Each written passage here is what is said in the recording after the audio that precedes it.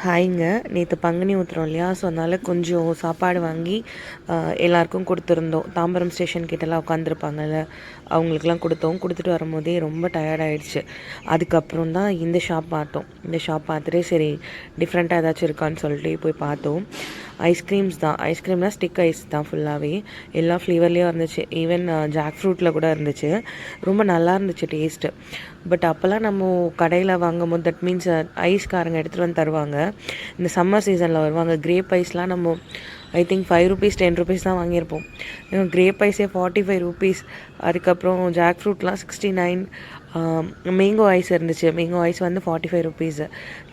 Cotton candy ₹45.